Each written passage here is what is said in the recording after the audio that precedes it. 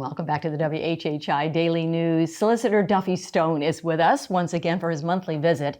As you know, he is a solicitor over 5 counties. That's right. In the 14th Circuit, which is the only circuit in the state that has that many counties. That's right. It has Allendale and Beaufort and Colleton, Hampton and Jasper. You're you got a busy it. man. You got all 5 of them. Yeah. Nice job, Robyn. Thanks. I went on your website yesterday, and I love your slogan or motto. It says, "Pursuing justice without fear or favor." I like that. Well, and there's another one that's underneath that, which is in what we try to teach our new lawyers and our lawyers who've been here a while. Do the right thing the right way. Yes. And that to me is probably time. the easier one for them to attach to, because not just everybody thinks they do the right thing, but if you don't have a process in place that ensures it, then you probably aren't. So that's one of those things that we try to get instilled in all of our lawyers. Well, what is very interesting and very unique about this circuit and this particular solicitor is he started about 5 years ago an in-house training program for new attorneys, new lawyers. And we are now in that process with 10 lawyers. That's right. And we're in a mock trial competition. So kind of go back to the beginning and how it's developed. Well, I think most solicitors, at least my training, it consisted of a large stack of files and the directions to the courtroom, and that was about it. And every once in a while, you'd have somebody that would sit with you, but that wasn't particularly helpful either. What we started about 5 years ago is really hands-on training. Mary Jones is one of my deputy solicitors. She works. She is primarily in charge of it.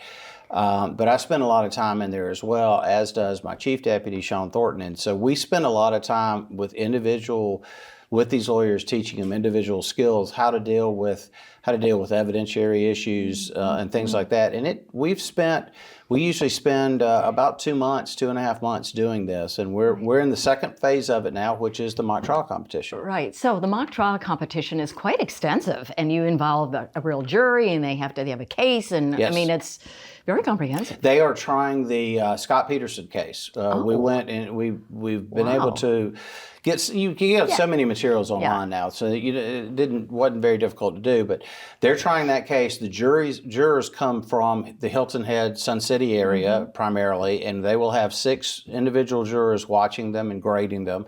They'll have other lawyers that are there grading them as well, and then we'll have playoffs next week, and then the championship will be at the solicitor's office, the solicitor's conference in Myrtle Beach, and the jurors there will be elected solicitors from around South Carolina. Love it. Now you're judging not only the content, but also what they say, but how they say their delivery. And right? probably more so that they are judged on everything from their knowledge of the rules of evidence, their knowledge of the law, to did they develop a theme? Does their case make sense? Because when you're trying a case in a courtroom, if the jury doesn't understand what your case is about, they're not going to convict. And so, we spend a lot of time on developing that and making sure they know all the facts available and making that into an understandable theme. Well, and making it understandable is critical. That's huge. Because they can have all the evidence, all the information, but if they cannot convey that to that jury in a way that the jury will understand, it's all for naught.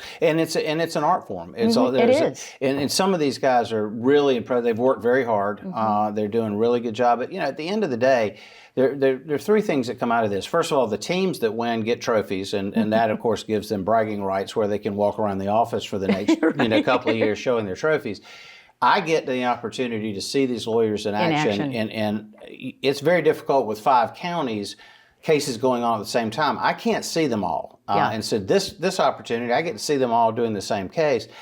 And I think the third thing, which is really crucial, is that the 14th Circuit as a whole, and the other citizens in the 14th Circuit, get a well-trained professional prosecutor. And to me, the prosecution job is a professional job, and it needs to come with training. It doesn't need to be a stack of files and directions to the courtroom. Well, congratulations. Well, thank you.